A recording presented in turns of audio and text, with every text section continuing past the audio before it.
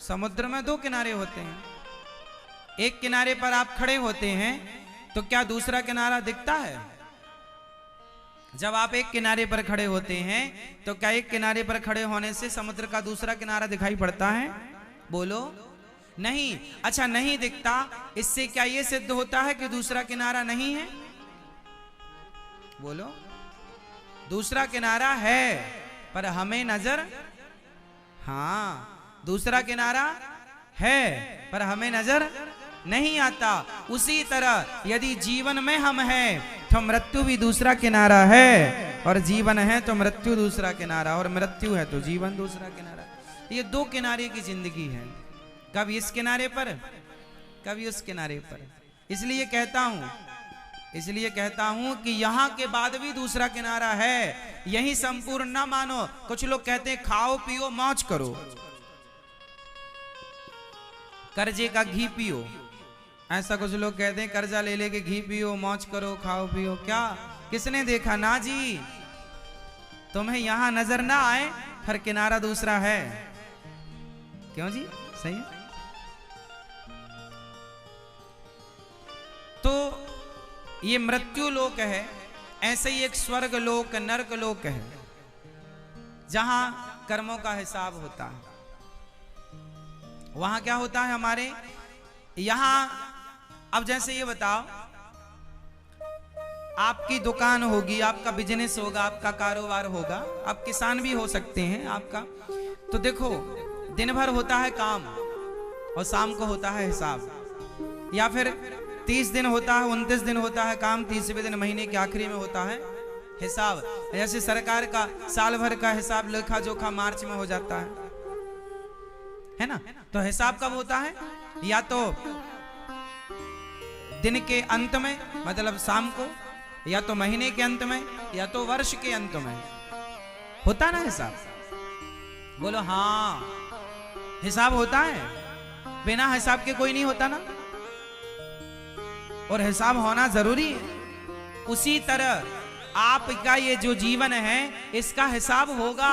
लोग कहते हैं अंत हो, अरे फलाने चले गए, फलाने का अंत, वो अंत नहीं है, वो अंतिम महीना का हिसाब देने गए हैं। जीवन भर का जो कमाया किया धरा था वो सबका हिसाब देके फिर आएंगे वापस। लोग कहते हैं मर गए, मरा कोई नहीं, हिसाब देने गए हैं। अब हिसाब किताब जैसा निकलेगा वैसा फिर वो आएंगे जाएंगे। हिसाब क्लियर है तो मुक्ति, हिसाब को तो उलझा है तो जाओ फिर चुकाओ, फिर 84 के चक्कर में पड़ो, जन्म मृत्यु का चक्कर काटो। यदि हिसाब उलझा है तो जन्म मृत्यु फिर मिलेगी, पुनरपि जननम पुनरपि मरणम पुनरपि जननी जठरे शयनम। और यदि हिसाब क्लियर है, ना लेना बचा ना देना बचा। क्यों जी? जो लेने और देने से मुक्त हो गया उसी की तो मुक्ति होती है, वही तो मुक्त है। न लेना एक न देना दो। कहावत सुनी? गांव के लोग कह देते न लेना एक, सुनी हुई कहावत मैया? बोलो एक बार। न लेना एक न देना दो का क्या मतलब है? मतलब कोई मतलब ही नहीं है। हमें आपसे कोई ना लेना एक ना देना दो, मतलब ना लेना बचा ना देना बचा, हिसाब बराबर। तो जिसका हिसाब क्लियर है उसकी मुक्ति मोक्ष, वही मोक्ष है। और जिसका बचा है कुछ, जैसे आप लोग की पड़ोसन आपको कुछ गाली दे दे, पड़ोसी कुछ गाली दे दे, या आपका कोई 5000 रुपए खा के और ना चुकाए, आप क्या कहें? अरे मेरा पैसा नहीं दिया नहीं दिया नहीं दिया, बड़ी पड़ोसन ने गाली दी, बड़ी दुष्ट है, मैं भी गाली दूंगी, मौका ढूंढ रहे हैं। आपने किसी को कुछ कह दिया, उसके प्रति आपको ईर्ष्या हो गई, ईर्ष्या इसके अंदर, इसके प्रति ईर्ष्या द्वेष छल कपट, तो ये हिसाब अब आप ईर्ष्या है आपकी पड़ोसन के लिए, और तभी आप मर गए तो आपको फिर आना पड़ेगा, क्योंकि ईर्ष्या लेके मरे हो तो वो ईर्ष्या का हिसाब किताब अभी क्लियर करना पड़ेगा। समझ में आ रही है? क्या समझ में आ रहा है? जैसे आजकल ना लोग पैसे बहुत खा लेते हैं। जैसे आपने किसी को 5000 दे दिया, 10,000 दे दिया, तो सामने वाला देते ही नहीं है, उसे लगता है इनके पास तो बहुत है, क्या चुकाना, नहीं चुकाता। अब वो मर जाएगा, तुमसे 5,000 या 2,000 या 2 रुपए लेके यदि मर गया तो मर तो गया, लेकिन हिसाब किताब रह गया। वो 2 रुपए चुकाने उसे फिर आना पड़ेगा। 2 रुपए भी यदि शेष है तो उसे चुकाने, बोलो, फिर आना पड़ेगा। चाहे कुत्ता बनकर आए, चाहे बिल्ली बनकर आए, चाहे गधा बनकर आए, चाहे इंसान बनकर आए, जो बनकर आएगा वो भगवान तय करेंगे, आएगा और चुकाएगा। और चुकाते चुकाते फिर किसी का ले लिया तो फिर ऋणी, फिर चुका।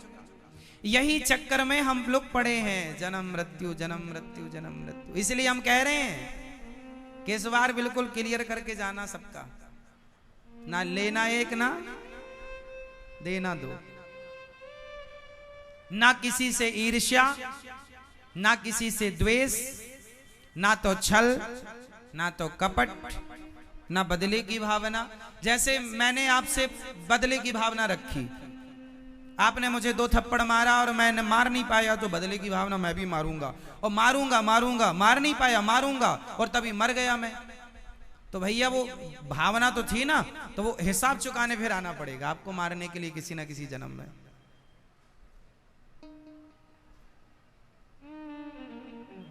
ये खेल है, समझ रहे हैं? खेल ईश्वर का समझ में आ रहा है आपको?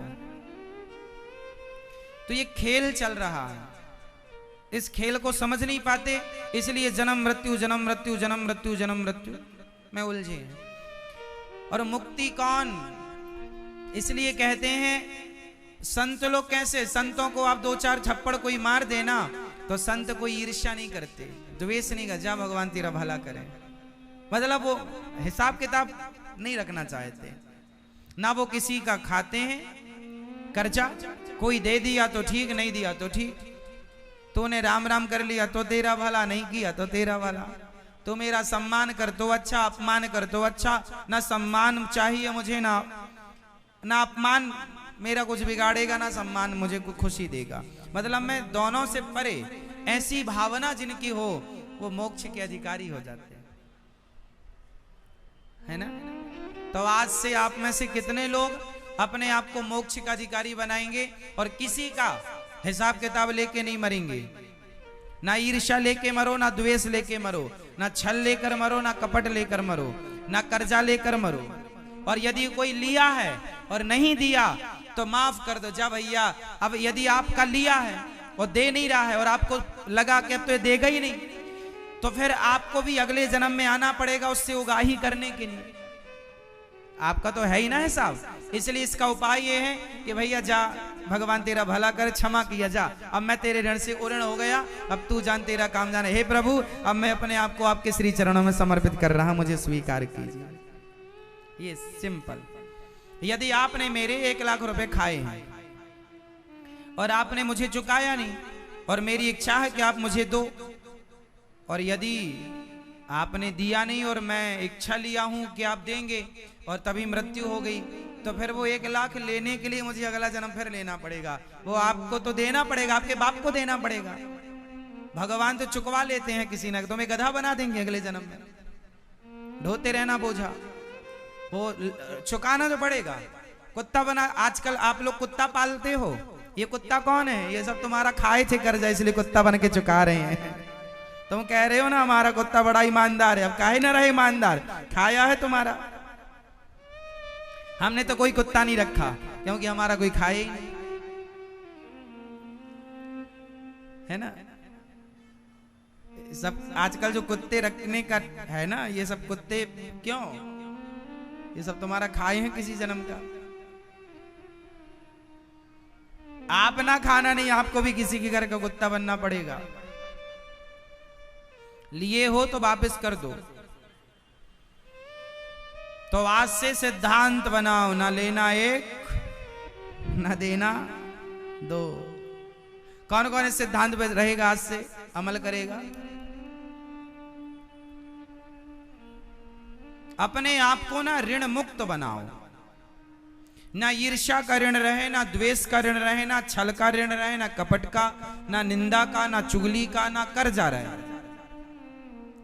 बिल्कुल निष्कपट निष्काम, प्राण निकलते समय बिल्कुल आप खुशी खुशी जाएं, कोई इच्छाएं ना रह जाए। एक इच्छा रह जाए, केवल भगवान के दर्शन की, केवल भगवान के दर्शन की इच्छा रह जाए, शेष कोई झंझट नहीं।